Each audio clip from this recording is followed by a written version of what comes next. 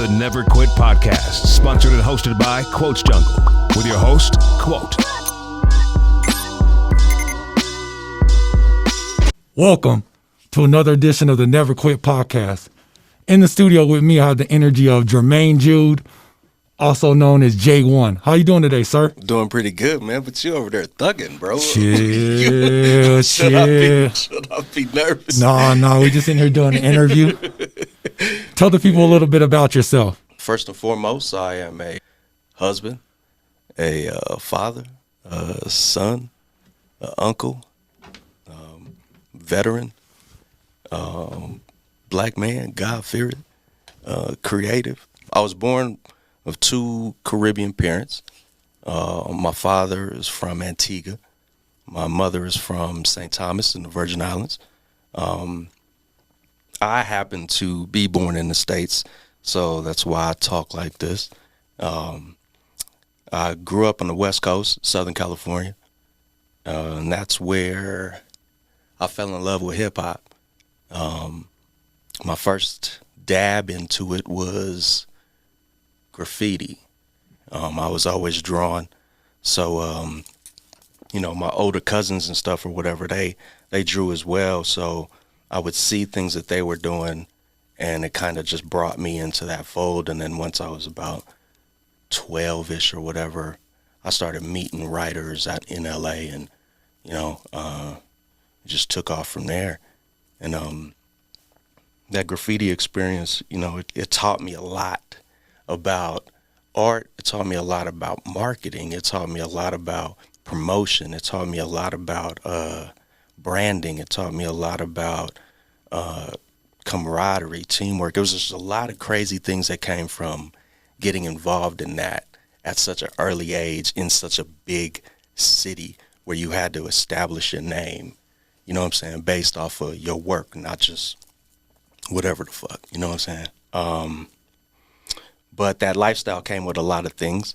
And as a young dude in California, being raised by a single mom, got to be a bit much. So she shipped me off to Denver to live with my father and finish off high school before my choices derailed my future. At that time, I ended up in Park Hill. It was early 90s. And, things were interesting at that time, in the neighborhood. It was brand new and exciting, or let me say excited and heavily influenced by what I was leaving in California.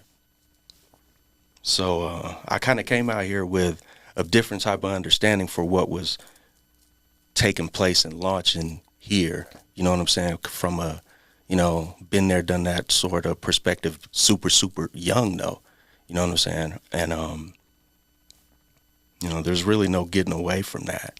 When you live in a neighborhood where it's active, stepping outside of your house just kind of involves you regardless of what you're doing. You know what I'm saying?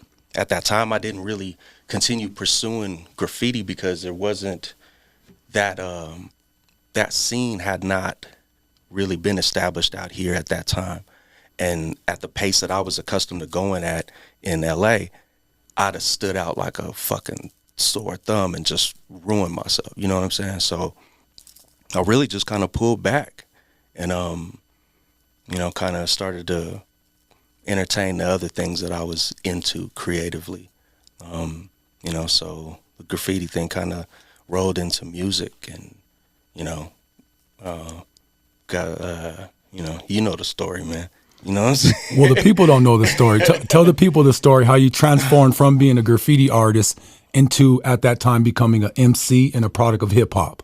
It's funny because the graffiti thing and being in the graph crews and stuff like that, like all the crews have initials, and my crew in LA was ICU, and that stood for like International Crime Unit or something. We teenagers, we thought, and when I got to finishing off and dabbling into this other stuff or whatever, we had already had like a little clique in high school called O2P, and it was still based off of that same abbreviated letters type of thing or whatever. And, you know, it had a lot of definitions, man. You know, it originally started as Out to Pimp. You know what I'm saying?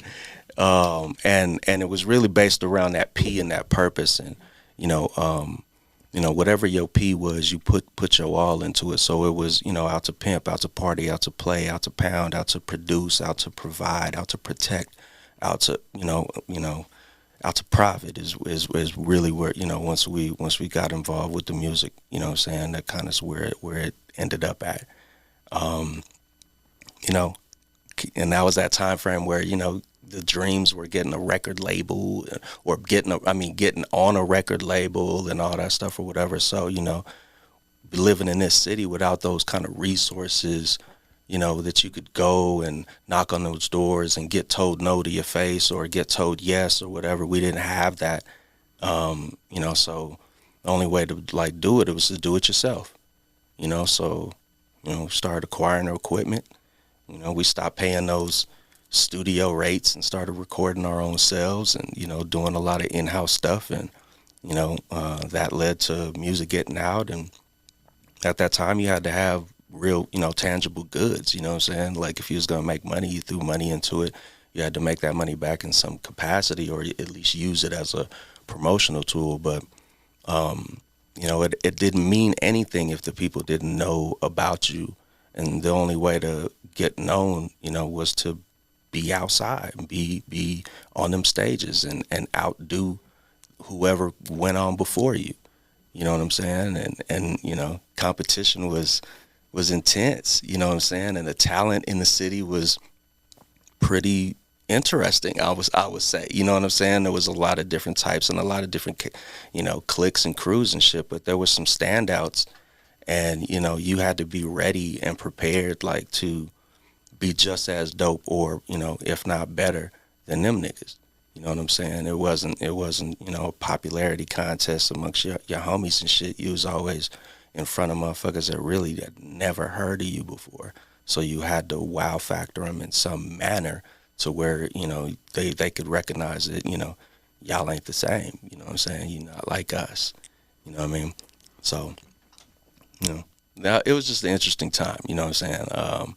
But yeah, the music thing, I pursued that for a bit. Eventually got to a point where I started feeling like there was a ceiling in the city. By that point we had done every stage, we had done every show, we had opened for everybody. And this is early 2000s.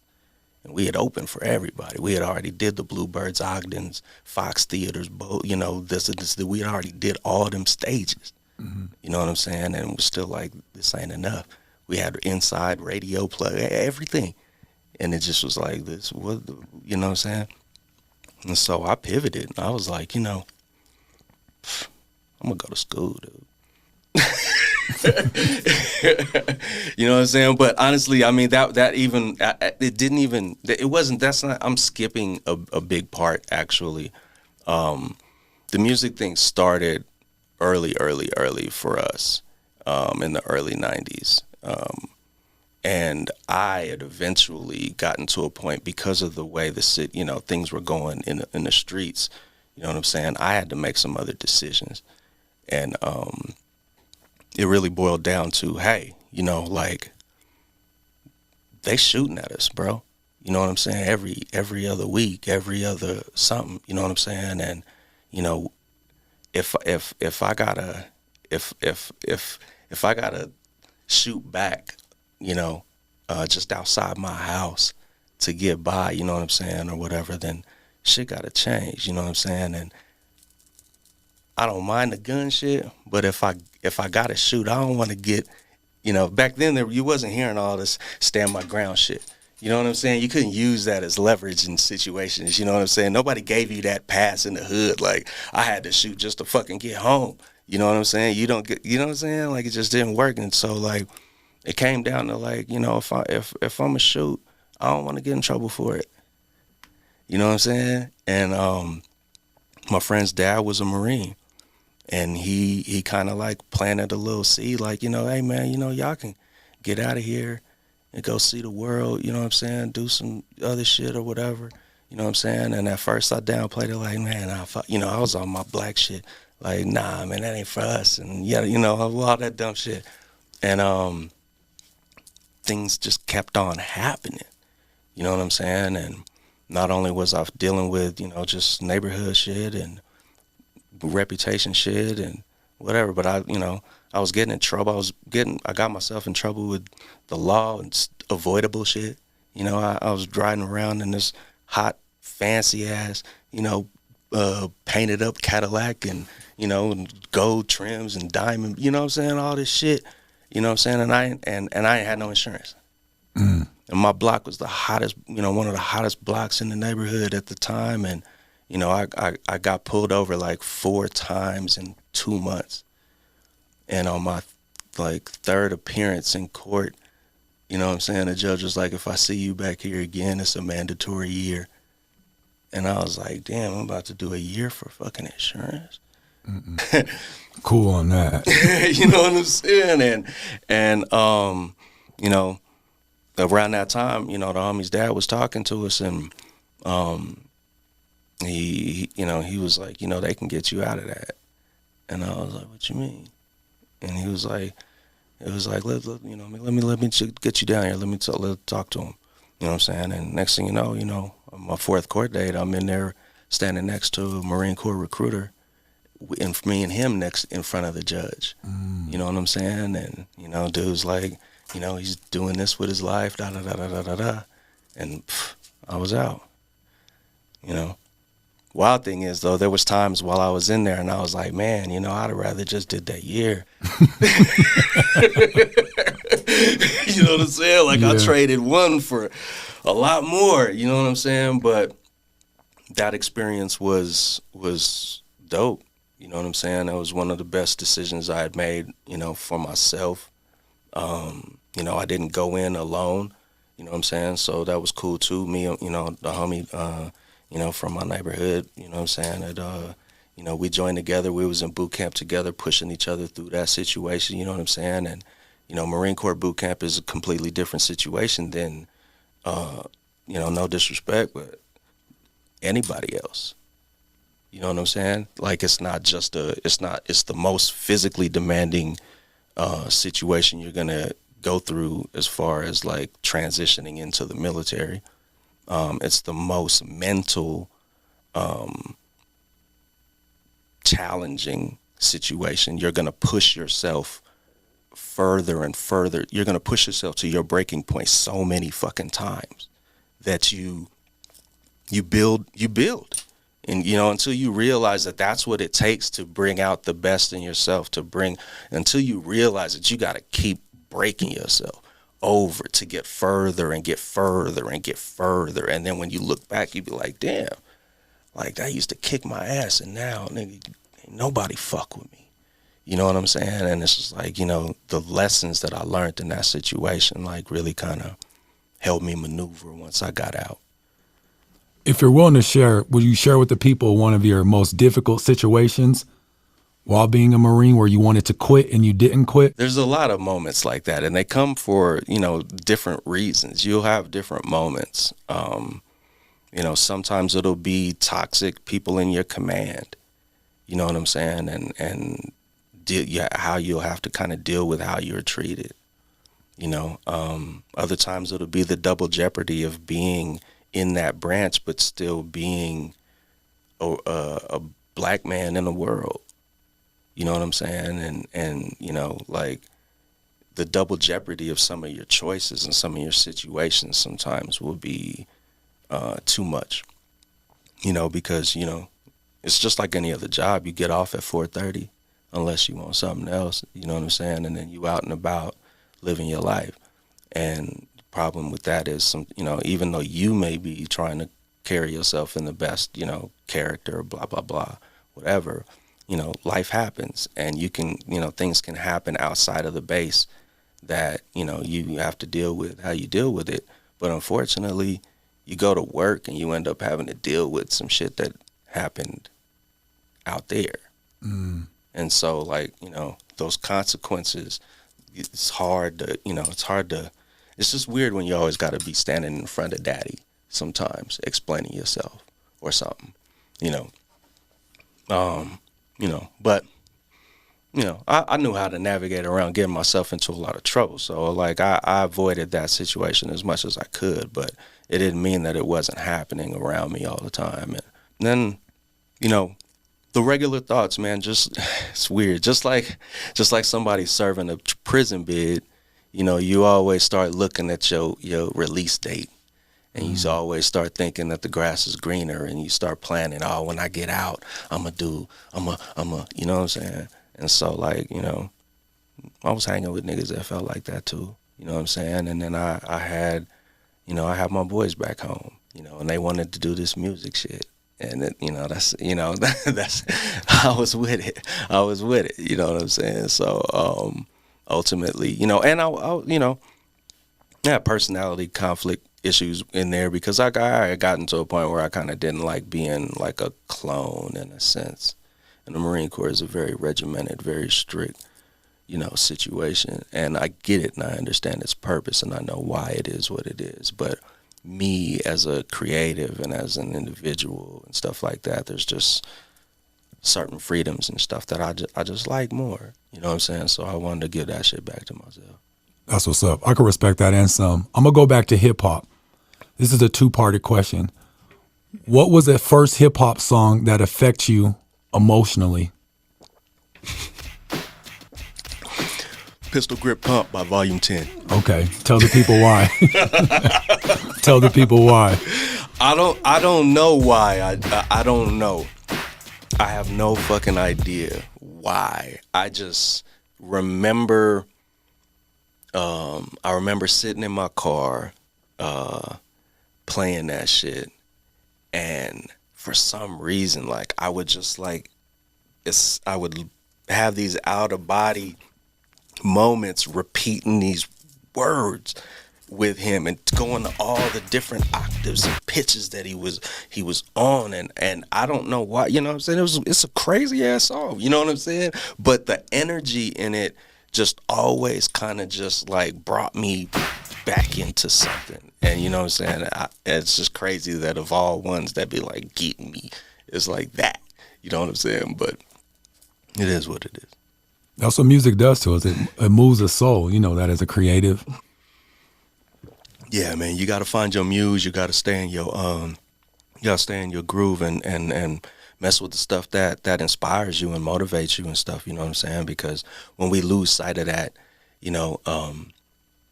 and we lose, not only just lose sight, but when we lose, it tapping into that, you know what I'm saying? We end up in a really weird space, you know what I'm saying? You end up doing things for the wrong reasons. You end up unhappy. You end up not knowing why you're unhappy. You end up, there's a lot, man. So you really got to like hold on to the shit that brings joy. Hold on to doing the things that you love, you know what I'm saying? Regardless of what people think, regardless of what society's talking about, you know what I'm saying? The age, there's a lot of ageism associated with a lot of things, right? And a lot of people will tell you that, you got to stop doing X, Y, and Z because now you're this age or you're this whatever. And I'm a strong believer that you stop when you're not capable.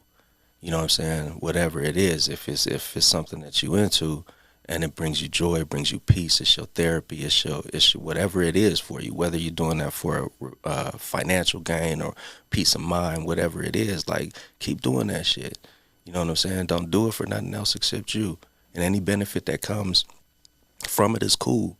But, you know what I'm saying? Like, perfect example. I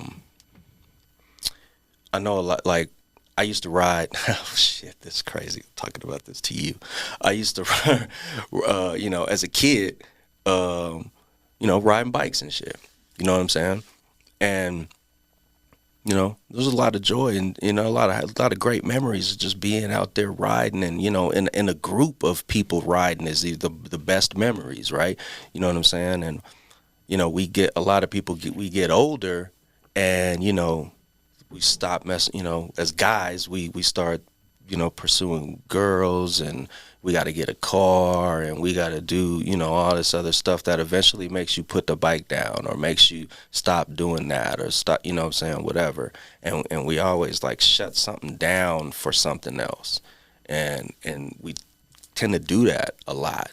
You know what I'm saying? I know people that used to draw, and somewhere down the line they gave that up because either they didn't believe in themselves no more, or they didn't think, you know, somebody critiqued them and it crushed them or some shit or whatever it is. You know what I'm saying? You give it up. Niggas that make music somehow stop making music after 30. You know what I'm saying? And because what? You know what I'm saying? Like it's just a lot, and we listen to these things that tell us it's over or it's too late or give up or you're not good, and you know what I'm saying? And it's like, man, all that shit is smoke, man. All that shit is distractions and the devil, you know what I'm saying? And fear and weird shit, you know what I'm saying? Insecurity. And I'm no different. Like, sure, I suffer from imposter syndrome at times and, you know, self-doubt and all that other shit, but nigga, fuck that. You know what I'm saying? Like, I know what happens when you give into that shit. And I know what happens, you know, if you don't pull yourself out of it. You know what I'm saying? You almost stop living. You may wake up every day, but you're not living. You know what I'm saying? And it's like, if I'm able to get up and get on that bicycle and go fucking ride because my legs still work, my arms still work, and I'm gonna fucking go do that, and I'm gonna go have fun. And I might feel like I'm fucking 15 again. And fuck that, I'm gonna keep doing, you know what I'm saying? Like, you might see me, shit, God willing, I might be 89 out there on a bike or a skateboard, or I don't know. But I'm not gonna sit down because what? You know what I'm saying? What keeps you going? That right there. That right there. What keeps your creative mind going? Oh my God. Oh. Because I know that's a battle. I don't know. You know what I'm saying? That's the struggle, because you know, I got into art for a particular reason that was really for myself. You know what I'm saying? And it changed when it became a service. And it's that side of it can suck the joy out of everything. You know what I'm saying? And so, like, I had to find balance. And, you know, there was no way I could stop doing the service part, because that was, you know, that was the direction I chose for myself career-wise. But I knew I had to do something when every time I popped my computer open, it was for somebody else. And a lot of times it was shit I did not want to make, or I wasn't interested in. I had no interest, no passion for, and stuff like that. And once you start seeing that, like, something you love turn into a situation you hate, excuse me, you got to do something about it. You know, it takes a long time sometimes to snap out of that shit, though. You know, you could be in that mode and that zone for a minute, you know what I'm saying? And nobody give a fuck around you. And, you know, people may witness it, they may say whatever, but if they ain't, you know what I'm saying? Until you say that shit to yourself, until you say enough's enough, or, you know, like, I'm tripping, or, you know, maybe I don't want to do this no more. You know, once you start having the I don't want to do this no more, you know, then it's like, okay, what's going on? Name me 3 people that have influenced you creative-wise thus far in your life. Fuck. I mean, there's so many. Kanye West. Tell us why. Because he doesn't give a fuck. You know what I'm saying? Like, Kanye's in a real free space that, you know, a lot of us ultimately would love to be in, but you know, like, we talk ourselves out of, you know, a lot of shit. And, you know, he just, you know, I want that kind of confidence. Okay.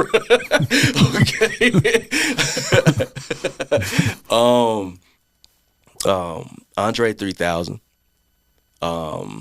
musically, because he ignored the boundaries and the confines, and he chose to, you know, not pay attention to the borders and the outlines and shit when he was creating. And because I'd gotten into the service side of design and art, and started working with, you know, real big companies and stuff like that, you know, like, there's a lot of handcuffs in that, in that creative space. There's a lot of requirements. There's a lot of technical shit. There's a lot of, conformities that you have to operate within when you're, making stuff for these entities. You know what I'm saying? And the check might be great, but the experience sometimes isn't always that great as a creative, because these parameters sometimes can be stifling. You know what I'm saying? So I respected him, in that regard for how he approached being a creative. And then 3, probably somebody in film, but it's hard to pinpoint, you know what I'm saying, one of them, because that's for a lot of different reasons, you know what I'm saying? I just like great storytellers and shit like that. I find inspiration in that. And I also feel that, that's what art is. Art is communication. You know what I'm saying? Whether it's one frame, whether it's a film, whether it's whatever, there's some message being communicated. There's some emotion being communicated. And I learned that early in graffiti. You know what I'm saying? So, like, I don't know who my third is, man. Who's your favorite director? I'm into George Lucas, because I'm a diehard Star Wars dude. Oh, okay, yeah, that's what's up. Yeah, so I mean, that's the guy whose movies got my imagination and my interest sparked, my escape from whatever was around. You know what I'm saying? Like, I fell hard into the Star Wars like situation and stories and stuff like that, and it took me out. And it's funny because, like, there were certain characters in there that I admired and I liked in the stories, and there was even certain scenes and certain things that affected me to where, like, it kind of like inspired other choices and things that I was doing later in life. It's funny how, his stories incorporated a lot of, there was martial arts aspect, like the samurai stuff or whatever incorporated in there. There was the military aspect that was in there. There was, a kind of father-son dynamic thing going on. There's all these little sub things going on in there or whatever. And there was something about the way the rebels moved in there that, like, when I was in the Marine Corps, that shit it connected. You know what I'm saying? And it's just funny how things inspired other things, and I saw myself in certain moments. You know what I'm saying? And I was like, the first time I had a real service weapon strapped on my thigh, not on my side hips, but on my thigh. You know what I'm saying? And I was running someplace with this weapon on my thigh, and I thought of a scene from Star Wars. Okay, because Luke had his blaster on his leg back then, and you know what I'm saying? It's just weird little shit. So it's safe to say when you're creating too, maybe you'll see an element of it and throw something in there from that. It can. Anything can happen. Yeah. There's always some kind of inspiration that comes from something, for sure. What's your favorite place that you've traveled to thus far? Shit. I just had a real good time in Cancun, but I had a real good time in Punta Cana. I don't know. It's hard to say, man. St. Thomas. Why? Can you tell us why? Only because that's where my family on my mother's side. That was a cheat code. Yeah. Family on my mother's side.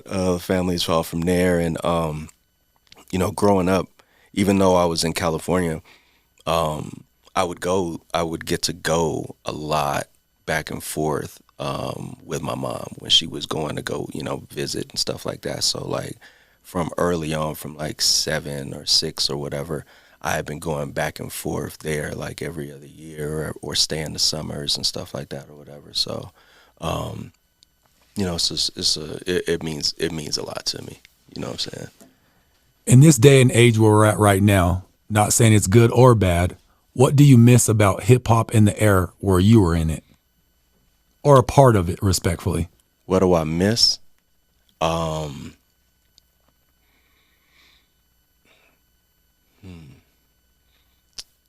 Originality. And I mean, the requirement of originality. Right now, it seems like you get away with being a clone and nobody cares. The fans don't care. And you know what I'm saying? And back then, you had to stand out. You know what I'm saying? It wasn't celebrated if you biting or being a another version of whatever. That wasn't celebrated. There was no praise for that. So I miss that. The showmanship, how important the performance actually is, and taking that part of it serious and not just recording and just being some booth artist. I think there's a lot of booth artists.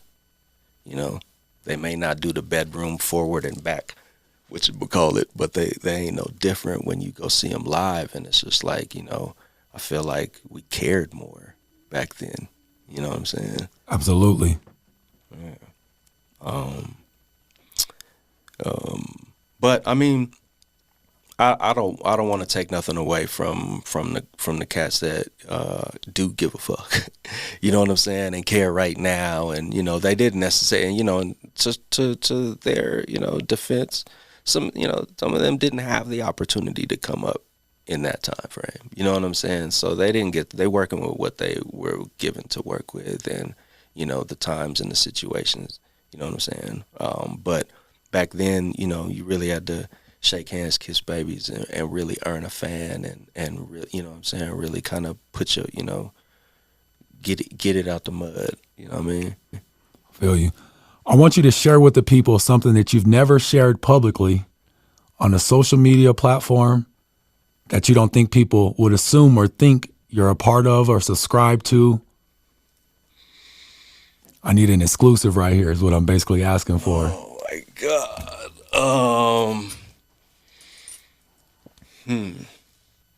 Something.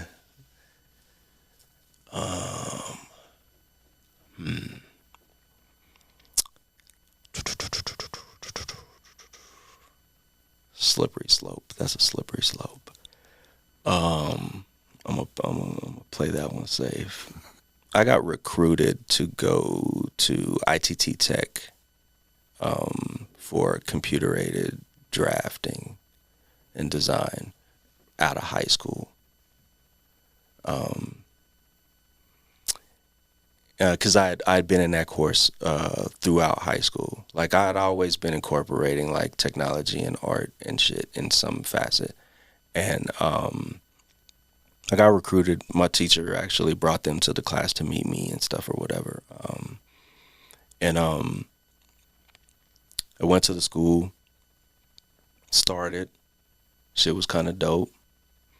And on one summer afternoon, I'm driving my brand new, almost paid off Jeep Wagoneer on Martin Luther King and Holly. It's midday, and my homeboy's in the back.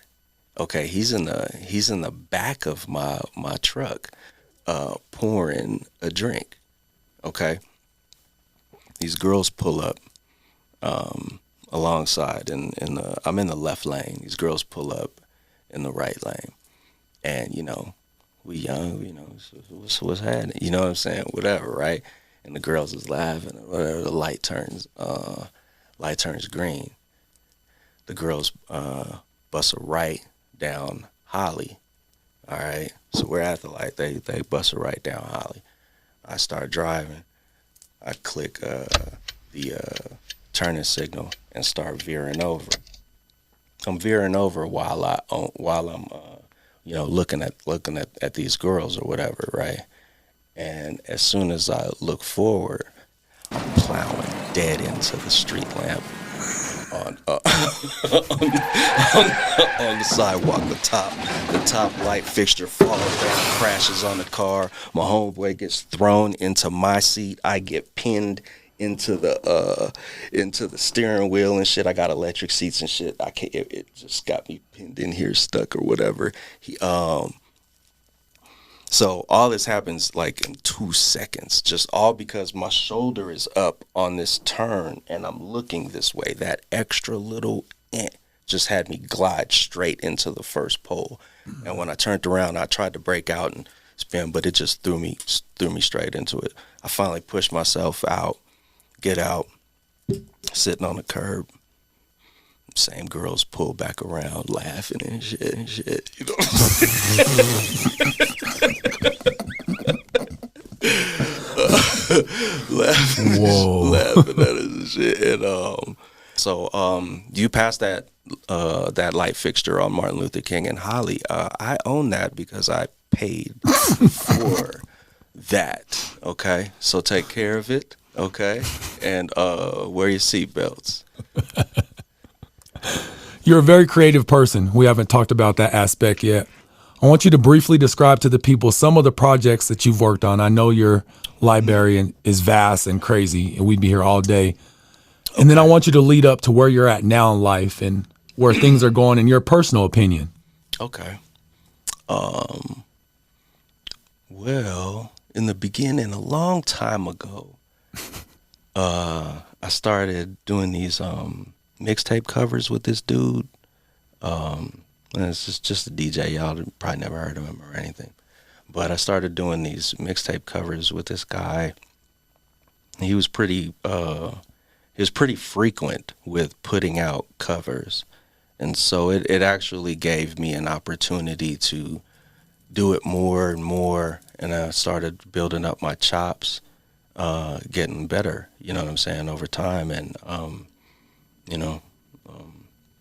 it opened up some other doors and some stuff, you know what I'm saying, party flyers and stuff or whatever. I wonder what happened to that guy. I have no clue, man. I heard he had a podcast. Is he in shape or is he still over 300 pounds? Nah. I think he rides bikes. He does. He rides bikes. He gets. I think. Yeah. I think. Oh yeah.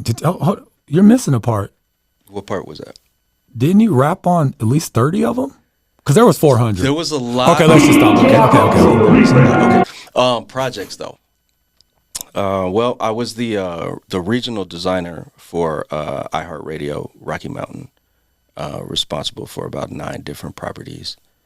So I handled, everything for them as far as like stage graphics, vehicle wraps, stuff that be playing behind Blink 182, stuff at Fiddler's Green. It's hard to pinpoint, you know what I'm saying? But like in that particular space, I was doing those type of things. I've been designing collateral and branding for Juneteenth Music Festival for out here for a minute. Almost 10 years or something. I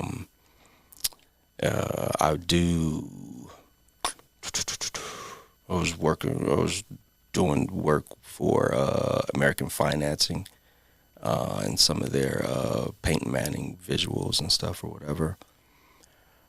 I work with a lot of like Bay Area artists.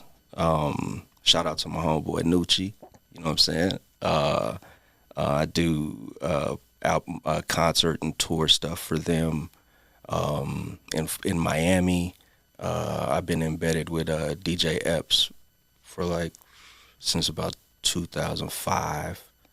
And we've done everything from, his on-air stuff to the radio station stuff to even, now we're, I brought bro into the metaverse, you know what I'm saying? I won't take I'm not claiming credit. I want to be clear. His position in there right now, I don't claim credit for his position. I claim credit for saying, hey, bro, you might want to look into this. That's the conversation I'm going to hold on to. All right. Cause that was my conversation. But, just, it's hard to mention the campaigns, man. The projects and stuff. It's been a lot of different entities, and they all have their own unique things. One thing I will say though, I feel really cool. Not cool. That's a terrible, weird ass word. I like what a lot of my clients and people that I've worked with have done with the things that we've done together.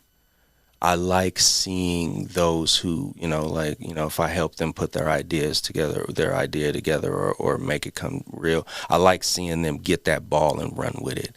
I like seeing my kids grow up and seeing them out there in the world active, being seen by whatever. I like seeing those companies thrive and, looking back like, damn, y'all really made that shit happen, huh? Y'all really, you know what I'm saying? Like, because I make a lot of stuff and, a lot of times those things turn out to be one-off situations and I don't control what the next business does with the assets or whatever, you know what I'm saying? But when I see the ones that really go and run with it and invest in themselves and take themselves, from concept to fruition and shit like that, like, that's the shit I be in it for, you know what I'm saying? Like, I really like seeing that happen. I root for all of them. I want them all to win, you know what I'm saying? Even though, I ain't getting no royalties off of whatever the fuck you get, you know what I'm saying? But at the end of the day, like, we know what, where that was and, what facet or what role, you know what I'm saying, I played in helping you guys pull this off. I'm not taking credit for nothing else. You got to do your own work, you know what I'm saying? But I love seeing the people that really fucking, get the ball and run though. Like, and I feel fortunate to have had a lot of those relationships, whether it be music, whether it be small businesses, whether it be big businesses, just seeing them actually like execute, is dope. As a creator in so many different ways, as a designer, a MC, a poet, I could go on and on and on. How do you feel about AI? At first, I was initially worried about its role because I had experienced big corporate layoffs. I had experienced department closures. You know what I'm saying? And I knew that entities that operate on the bottom line, saving money, minimizing staff, blah, blah, blah, blah, blah, blah, blah, would look at that situation as an opportunity. You know what I'm saying? And they still will. And it's still happening. You know what I'm saying? But me as a creative, I had to remind myself that there's no replacing the human. You know what I'm saying? There's no even, you know what I'm saying? So AI is more so a great thing to use as a tool for a dope human. A dope human that knows how to use AI effectively is fucking powerful. You know what I'm saying? And so, like, once you change your perspective and your viewpoint on how you look at it and what how you can utilize it instead of, what it can do to you, you know what I'm saying?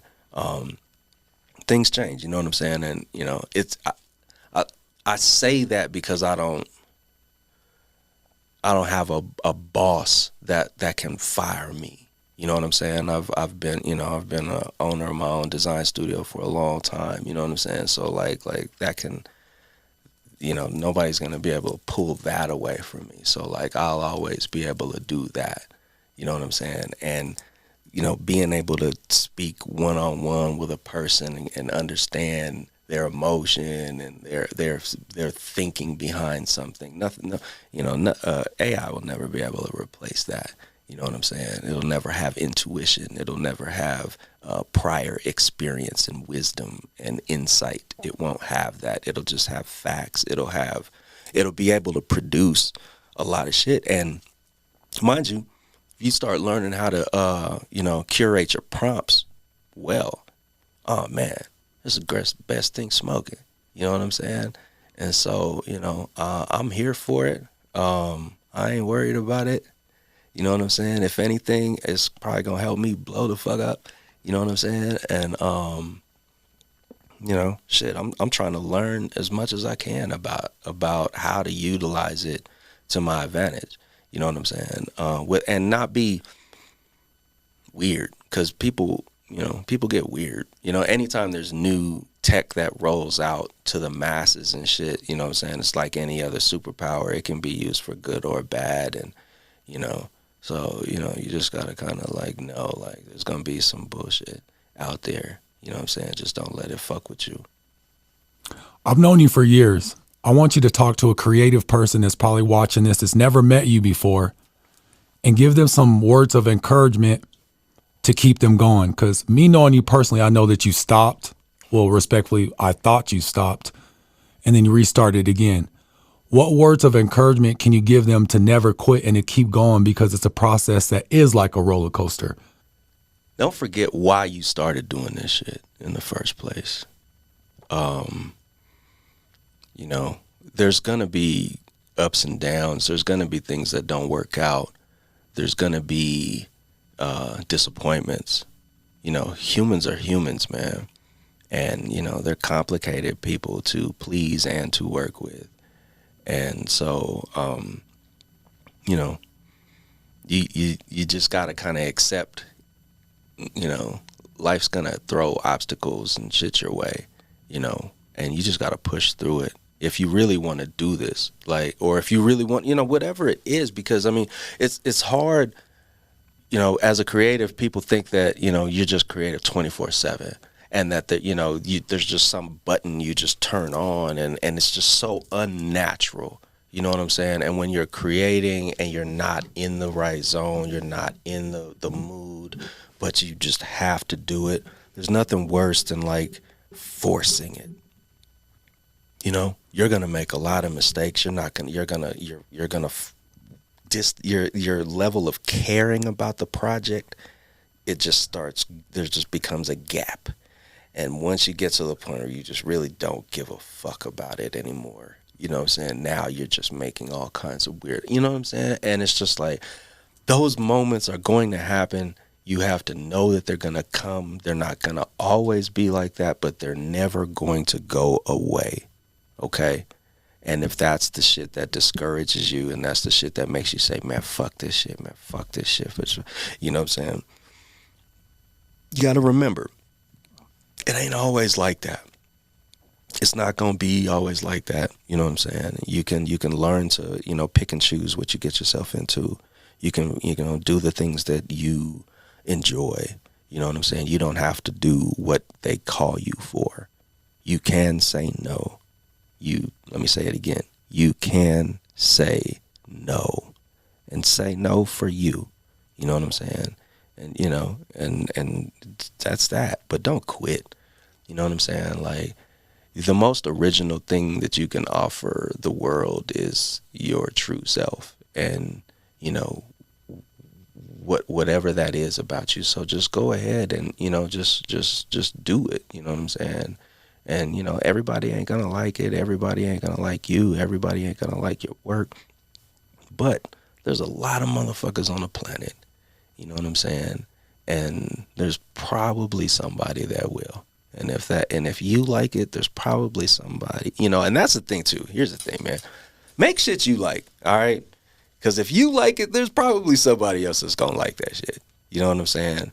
And you never know, man. And there's always somebody who's at a different stage or who's watching, and you never know who's watching. And that's the interesting thing. Is because I've had people tell me oh, I used to look at your stuff and that was, that was how I learned how to do this and this and this. And, when I first started hearing that, okay, the first time I started hearing that, I did not take that shit as a compliment. You know what I'm saying? Because I'm still the rap nigga. Mm-hmm. So it's just like, so nigga, you just been biting my shit, like, you know what I'm saying? Like I was, you know, at first, and so these are just things I'd be nodding my head like, damn, that's dope. But in my head, I'm like, what the fuck? You know what I'm saying? But I started to understand that a bit more. You know what I'm saying? Because everybody's got their path. Everybody needs their, you know, whatever inspires or triggers or motivates or whatever. We all need our thing. Sometimes it seems weird to be that thing. You know what I'm saying? And so, like, I had to understand that it wasn't malice. It wasn't this. It was actually really dope. You know what I'm saying? And I got to understand that I deserve to be that for somebody else. You know what I'm saying? So it was just a lot of internal weird shit that I had to realize, you know what I'm saying, what it was. You know what I mean? But, you know, you just got to do it, man, and don't give up. You know what I'm saying? Do it as long as you able to do it. And if you and the most important thing, okay, don't stay stuck in any boxes, in any one thing. You know what I'm saying?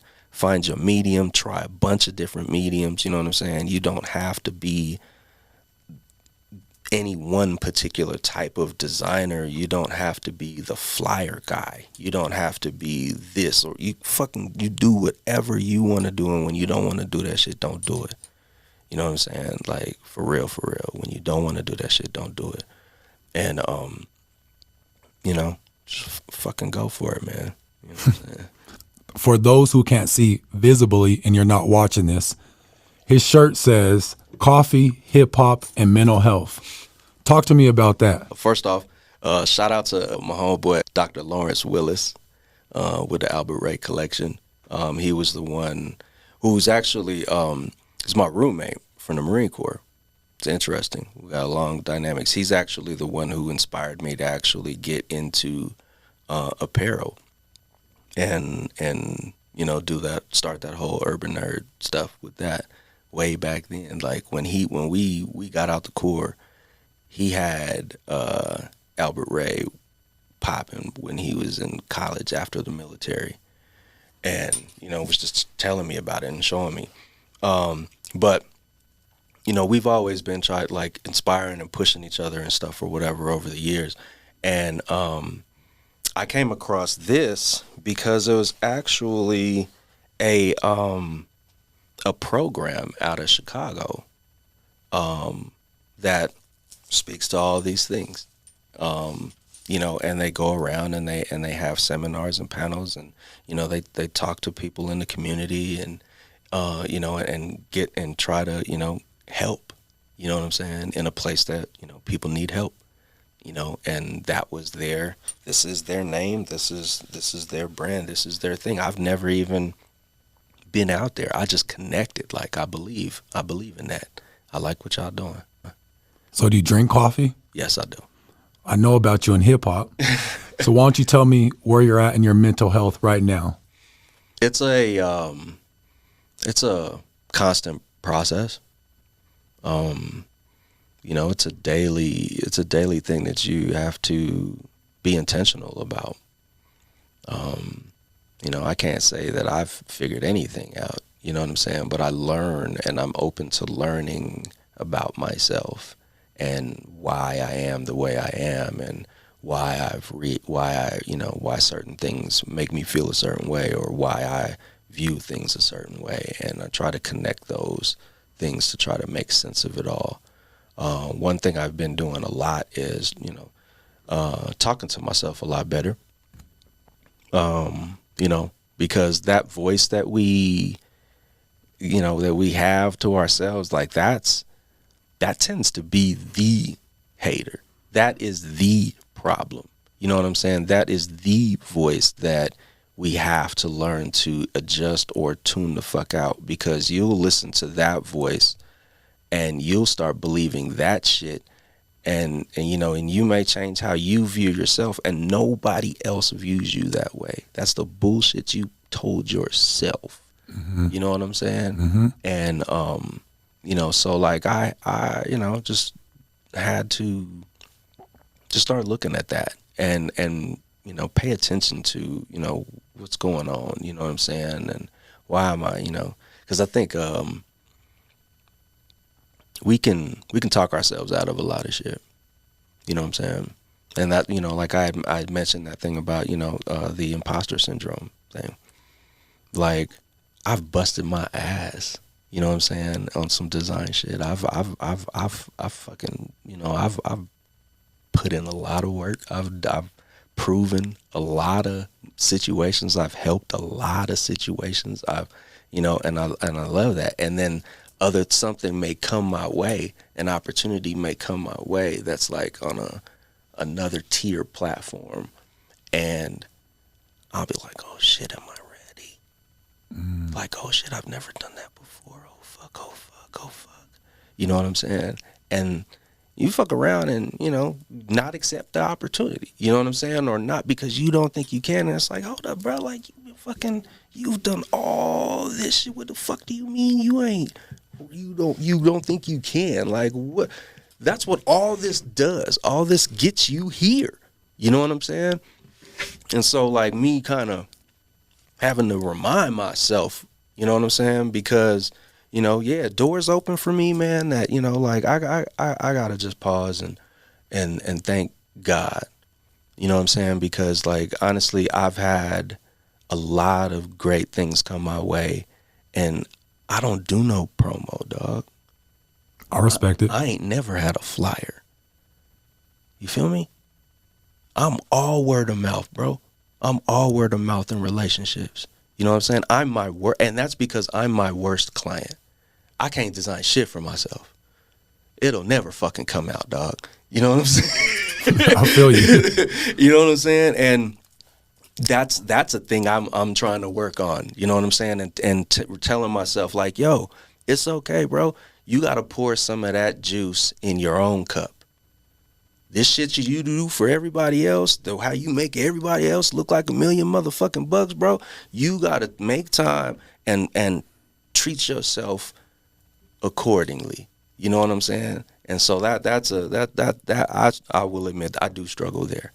You know what I'm saying? To the point where I've even considered hiring motherfuckers to design shit for me, because it'll never, like I said, it ain't never good enough. And that perfection shit will fuck you.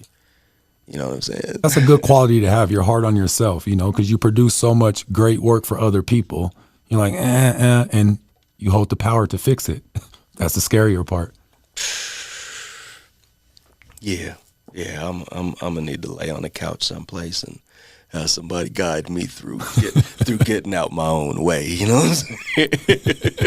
For real, I'm not against therapy. So, like, shit, I know I need it, because, boy, you know what I'm saying? And that's just proof. Like, it's, you could be doing all the cool shit, whatever, but you still fucking struggling. You still having your own fucking internal struggles and shit. You know what I'm saying? And that's, that's just life, man. I'm human. So tell the people what you're up to nowadays and where they can find you. Nowadays, I am still running my studio, Urban Earth Studios. I am actually venturing now into a lot of Web3 and metaverse ventures as a creative. Just following the trajectory of tech and the internet and where we're headed inevitably. So I'm trying to learn as much as I can, build at the same time, and plant my flag in what's basically about to be the next space. Tell us more about that. What you're willing to share. Yeah. I think for businesses, this space is going to be very productive for the ones, very beneficial for the ones that learn it, understand it, and utilize it, because you'll be able to engage with your clients and your customers in a completely different way than we've ever been able to do it before.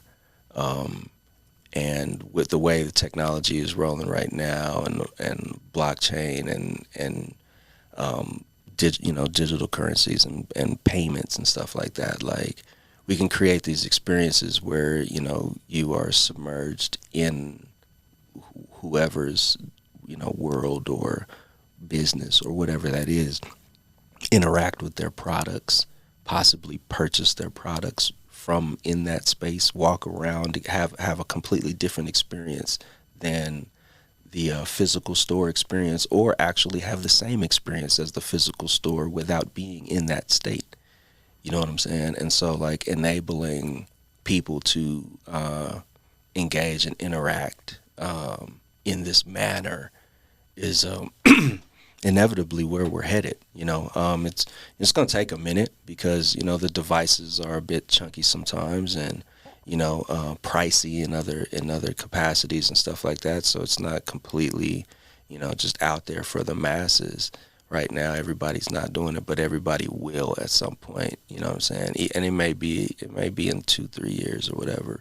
And maybe the devices will be, a lot smaller, and more people will have it, or everybody will just already be plugged in some capacity. But my goal is, just to kind of get in early, plant my flag, learn what I can, because, one of the things about, being over a certain age is that, I've been able to witness and watch events and transitions and things change.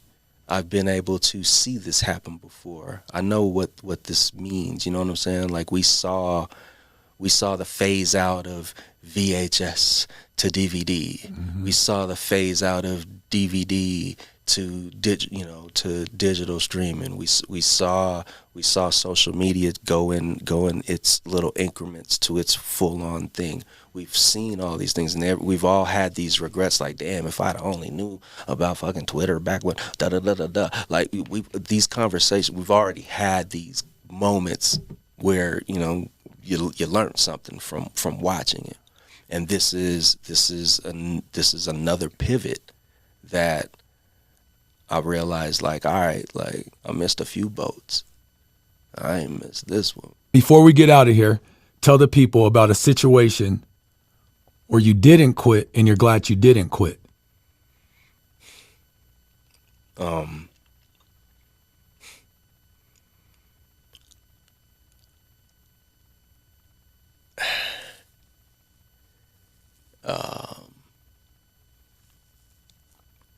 Okay.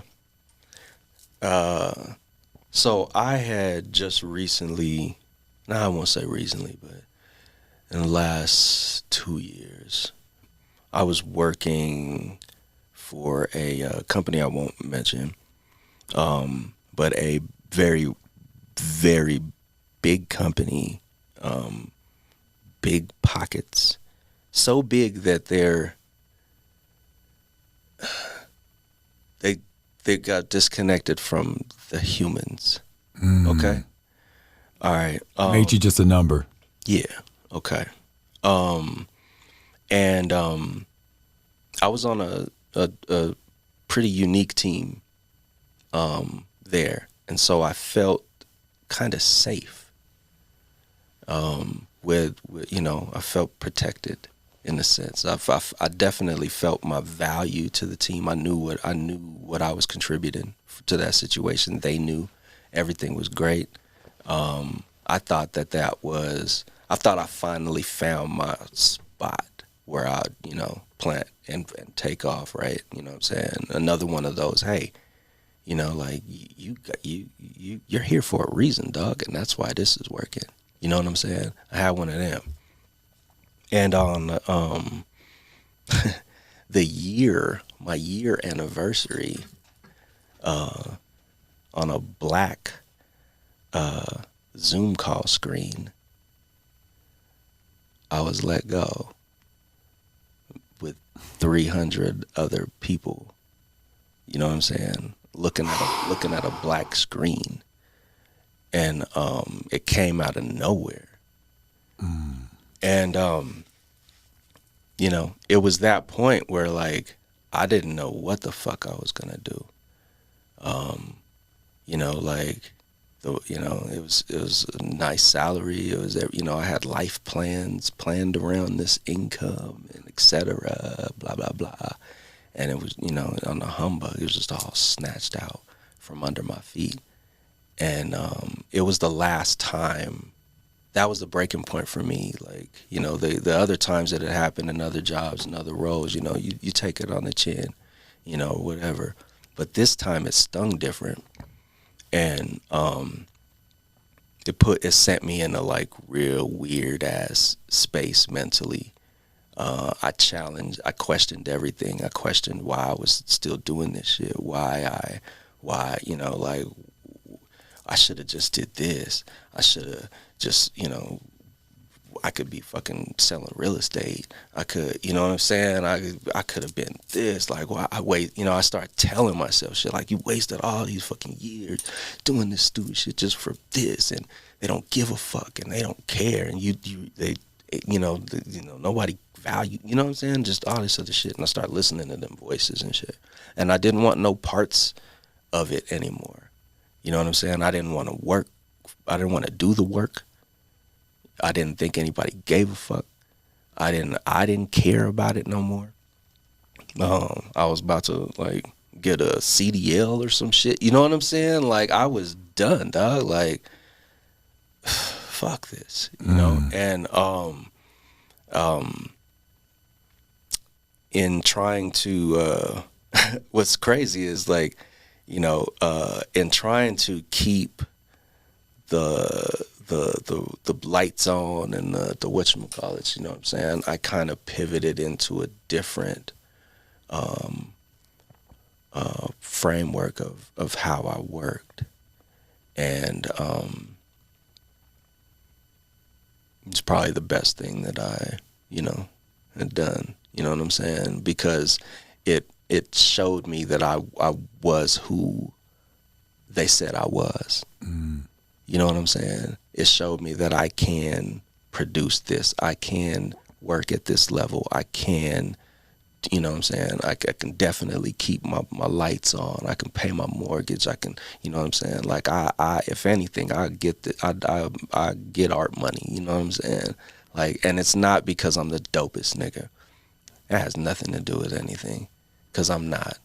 But what it is the relationships and the respect and the way my rapport has been in a lot of these situations over the years and stuff like that. Like, that's the shit that like creates, like the reality of all this. You know what I'm saying?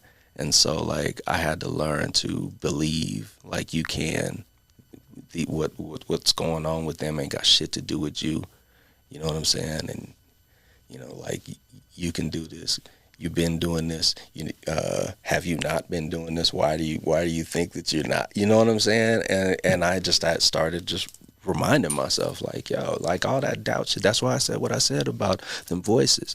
You listen to that shit, and that shit be lying to you sometimes. You know what I'm saying? And you can't. So it's like for me, that was my shit. Like I really started having PTSD from corporate America, and told myself, I may not ever go back to that shit.